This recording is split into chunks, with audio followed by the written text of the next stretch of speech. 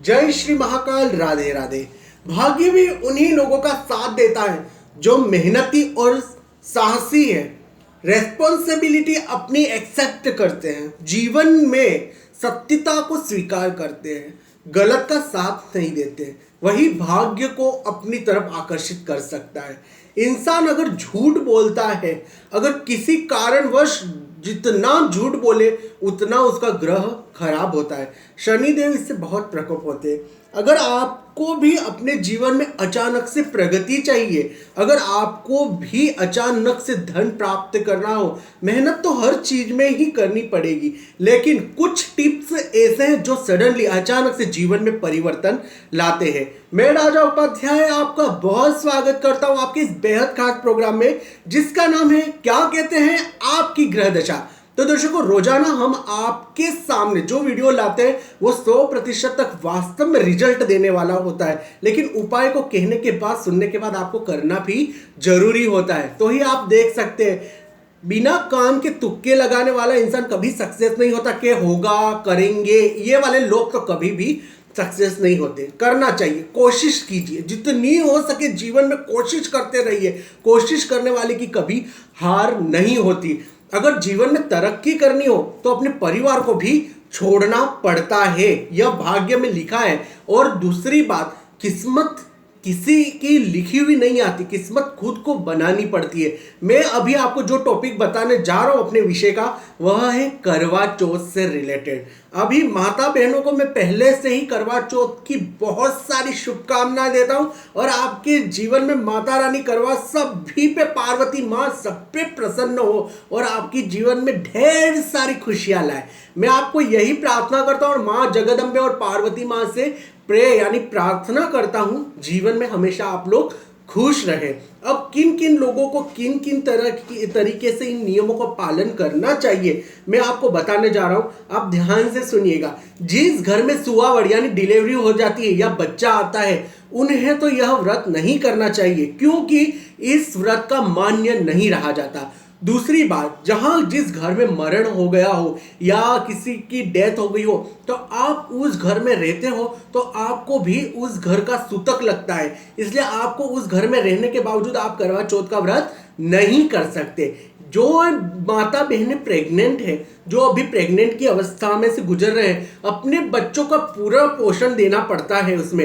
अगर आप करवा माता या करवा चौथ की पूजा करते हो इस समय और भूखे रहते हो, तो उस बच्चे का दोष आपको लगता है, क्योंकि आप भूखे रहोगे तो वह उसकी स्थिति भी खराब होती है। इसलिए आप भी अपना परहेज रख सकते हैं।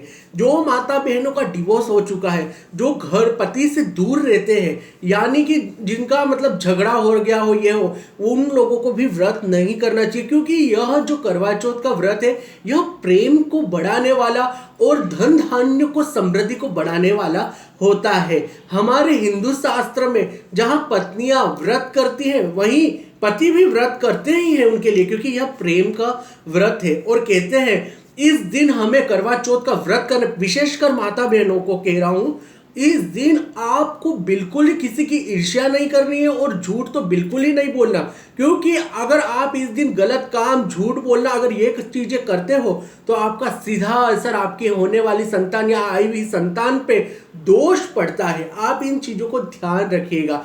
एक नियम और बता दूं, अगर आप जिस दिन माता चौथ माता की भी पूजा करते हो और करवा चौथ की भी पूजा करते हो, उस दिन हम सबसे पहले गणेश और चौकी पूजते हैं। गणेश की पूजा करने के बाद जिस दिन चौकी बना लो, आप सब बना लो, स्थानक का सामान लाओ, तो 125 ग्राम गुड़, जी हाँ, सबसे गरीबों की मिठाई बोलते हैं जिसे, 100-125 ग्राम गुड़ आप सबसे पहले एक ब्राह्मण को जरूर, मेरे माता बहनों आप ध्यान रखना, 125 ग्राम गुड़ या 125 ग्राम पताशे या ब्राह्मण को दान करके उनके चरण स्पर्श करके व्रत का विधि आरंभ कर सकते हैं। और आप जितनी इन चीजों के अंदर इन्वॉल्व होते हैं, जितनी प्रेम भावना और श्रद्धा से इस व्रत को करते हैं, ये बहुत चमत्कारिक व्रत है। इसे इंसान, पुरुष और स्त्री दोनों कर सकते हैं, और यह प्रेम को बढ़ाता है, जीवन में खुशहाली लाता है और आपके संतान पक्ष का योग भी विशेषकर बढ़ाता है। इस करवा चौथ के दिन जो 4 तारीख और बुधवार के दिन आ रहा है और चंद्रोदय का समय है 8:37 के बाद ही चंद्रोदय होगा। और जिस घर के अंदर सरगी होती है, हमारे भाषा में उसे सरगी कहते हैं, जो सास के द्वारा अपनी बहू के हाथों से पूजा की जाती है और पूजा करने के बाद वह बहू अपने करवे को उन्हें देती है। करवा जो होता है ना, छोटा वो मटके जैसा, उस करवे को अपनी सास को देती है। अगर सास अवेलेबल ना हो या आपके किसी कारणवश सास बाहर हो या उनकी डेथ हो गई हो, तो आप अपने गांव की जो गोरानी होती है, जिसे ब्राह्मण की पत्नी बोलते हैं, वो सुहागन होना जरूरी है। उन्हें उनके हाथ में आप कड़वा दे सकते हैं, या आप अपनी बड़ी भाभी, आपकी जेठानी या आपकी बड़ी बहन, आप इनको देकर आप अपना व्रत विधि आरंभ कर सकते हैं। उस दिन विशेषकर सुहागन वस्तुओं का दान नहीं करना चाहिए। अपन से बड़े लोगों को, मतलब माता बहनों को कह रहा हूं, पूजा करने के बाद कंकु के तिलक, कंकु का जो होता है लाल तिलक, वो करना चाहिए।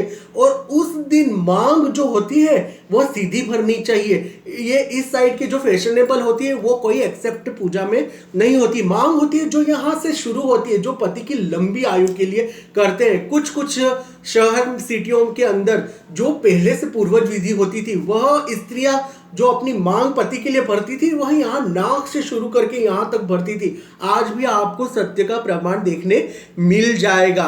अगर आप इन विधियों को करते हैं तो जीवन में रियलिटी, सही में आपकी पति की आयु तो बढ़ेगी, लेकिन जीवन में खुशहाली भी होगी। एक विशेषकर उपाय, उस दिन करवा चौथ के दिन एक बिना सुपारी का पान बनाकर आप चौथ माता को धराए। चौथ माता ना हो तो आप जहां अपने महादेव जी का मंदिर है वहां जाकर एक नारियल और एक पान, बिना सुपारी वाला पान, आप माता जी को जरूर मुखवास में धराए। आपकी सर्व मनोकामना सिद्ध होगी। घर में आ रही अड़चने और कलेश जरूर दूर होंगे। उस दिन गाय माता की भी विशेषकर पूजा कीजिए। गाय में 33 करोड़ देवी देवताओं का वास रहता है। पीपल देव को जल अर्घ्य कीजिए।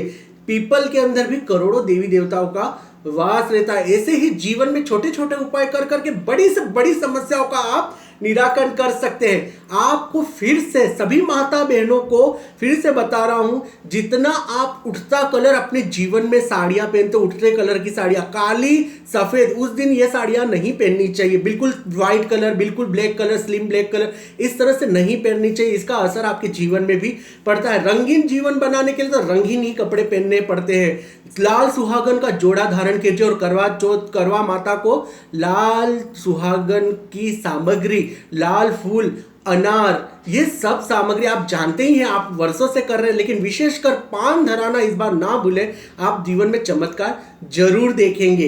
एक और विशेष टिप्पणी, आप भगवान को जब माता जी को करवा चौथ की पूजा करते हैं, उस दिन माता रानी को आप अनार, जी हाँ, जो फल अनार, आप जरूर उन्हें प्रसाद के रूप में चढ़ाइएगा। आपकी सर्व मनोकामना सिद्ध होगी। जय श्री महाकाल।